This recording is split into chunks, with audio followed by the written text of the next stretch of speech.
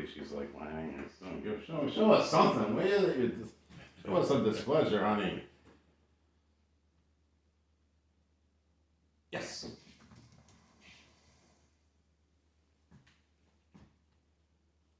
And she's learned that YES from the beginning of her training is a marking of a behavior.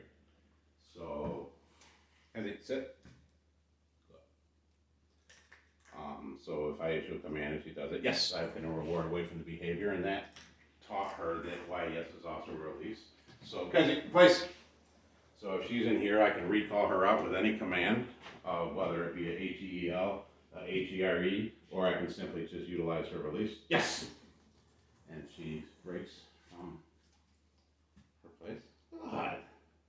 Sit. Good. Now that, for some reason, the sit, she doesn't really care for it too much. And she's really doing a great job with it. Good. Yep. So, and she learned all her behaviors on a CRF schedule. Every single time she did the command, she was rewarded. It's a frequency of F1, meaning every single behavior that is done, she's rewarded after such. But because she's a little bit further along, she can do multiple commands before receiving a reward. And that's when you change your frequency of the schedule. It's called reinforcement scheduling.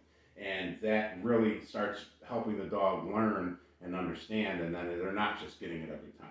And the important thing is with the e-collar, with conditioning, with everything, all we're doing is communicating. It's the primary thing. Dog training is communication. We just want them to communicate, and our life changes because we can now communicate with our dog. Sit. Good. Heel.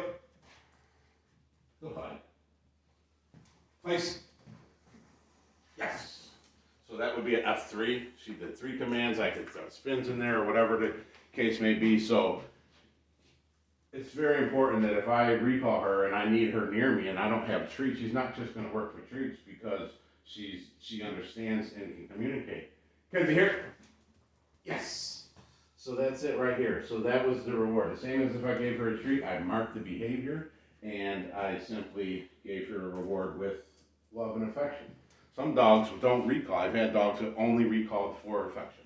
You could have food, whatever, they didn't care, they didn't want it, but when you got both on her level and we recalled back and forth and we marked it with the yes and gave love, she recalled. That's what she wanted. Some dogs will only work for toys. They're toy driven. You find what works for your dog and you learn and you communicate, and this extends that because we find the temperament of the dog. We find the working level, what works for the dog. The number that she works on necessarily isn't important because each dog is different. Kenzie's actually working on a 5. And 2 tap. Kenzie, here. Yes. And she got a little distracted and away, so that was a good time that we could bring her toward us. Kenzie, here. Yes. And again, just switching it up and doing different things. Chew it, chew it.